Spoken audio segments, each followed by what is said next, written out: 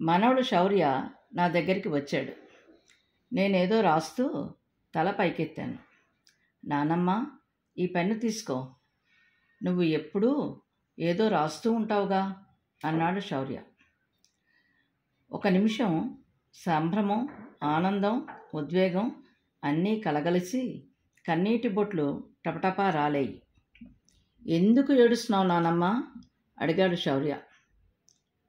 నువ్వు నాకు బహుమానం ఇచ్చావు కదా, అందుకే ఈ ఆనందం అంటూ బాబుని గట్టిగా హత్తుకున్నా. నా కథ ఎక్కడ మొదలెట్టాలి?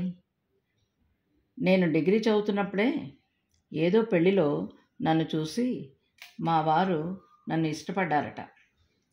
ఒద్దికగా ఉన్నానని మా అత్తగారికి కూడా నేను నచ్చానట. అలా అయిపోయింది నాకు పెళ్ళి. మాది సమిష్టి కుటుంబం.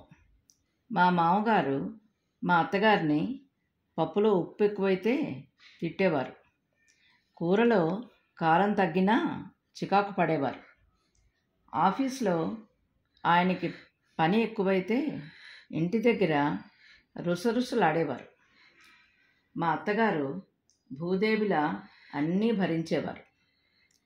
ఆవిడ మొదటే తిరగబడి ఉంటే ఆయన నోరు మూతపడి ఉండేదేమో. అవన్నీ చూస్తూ పెరిగారేమో.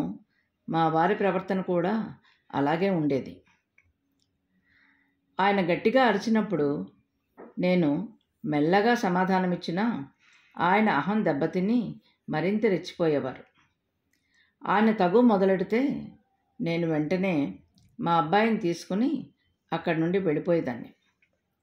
మా వాడికి వాళ్ళ నాన్న నోరు తీరు రాలేదు, కానీ అన్నిటికీ నా మీద ఆధారపడడం అలవాటైపోయింది.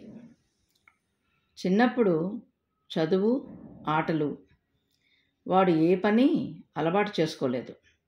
పెద్దయ్యాక ఉద్యోగం, పెళ్ళయ్యాక మా కోడలు కూడా ఉద్యోగం చేసి అలసిపోయి వస్తుంది. మా వాడికి ఏది కనబడకపోయినా, ఏది కావాలన్నా, ఏది తినాలనిపించినా నన్నే అడుగుతాడు. అమ్మని కదా, ఏది కాదనలేను.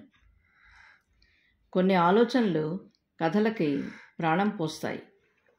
తీరిక వేళల్లో ఏదో ఒకటి రాయడం నాకు అలవాటైపోయింది.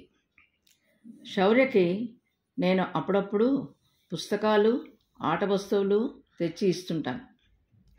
ఈ పసివాడు చూసి నా అవసరాన్ని అర్థం చేసుకున్నాడు, కానీ ఇంట్లో పెద్దవాళ్ళెవరూ అస్సలు పట్టించుకోలేదు. వాడు నా చేతిలో పెట్టిన కలం వాగ్దేవి నా చేతికి అందించిన ఆయుధంలా అనిపిస్తోంది నాకిప్పుడు.